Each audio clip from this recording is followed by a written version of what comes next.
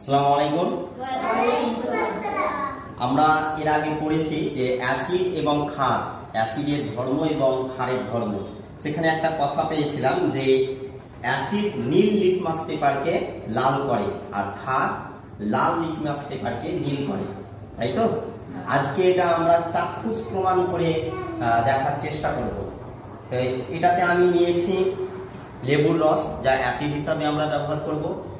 এটাতে আমরা সচরাচর যে সাবান ব্যবহার করি সেই সাবানকে কিছুটা গুলে নিয়েছি, যেটা ক্ষার হিসাবে আমরা ব্যবহার করছি, কারণ আমরা জানি সাবানের মধ্যে ক্ষার রয়েছে। আর লেবুর মধ্যে পাতি লেবু যেটা আমরা খাই সচরাচর, সেই পাতি লেবুর মধ্যে আমরা জানি সাইট্রিক অ্যাসিড রয়েছে। তাহলে আমরা দেখব এটা হচ্ছে কি পেপার, লিটমাস পেপার। কি রঙের? ব্লু রঙের। তাহলে এটা আমরা ব্লু রঙের যেহেতু লিটমাস পেপার, আমরা জানি নীল এই লিটমাস পেপারটাকে অ্যাসিডে চুবালে এটা লাল রঙের হবে, তাই তো? এটা আমরা পড়েছি আগে। তো দেখা যাক কি হয়। এটা হচ্ছে এই যে অ্যাসিড চুবাচ্ছি, দেখো আস্তে আস্তে।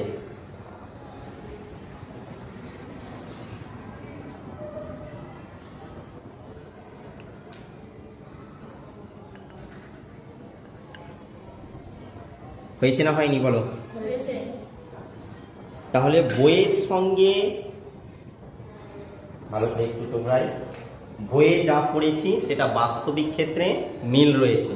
তাহলে যথেষ্ট এটা গুরুত্ব রয়েছে ব্যাপারটা। তাহলে আমরা অ্যাসিড কি দেখলাম যে নীল লিটমাস পেপার লাল করে আর ক্ষার লাল লিটমাস পেপার নীল করে, তাই তো?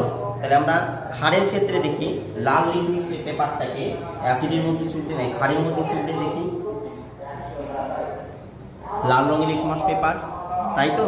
তাহলে এই যে ক্ষার, ক্ষারের মধ্যে আমরা চুবড়ালাম, দেখা যাক কি হচ্ছে।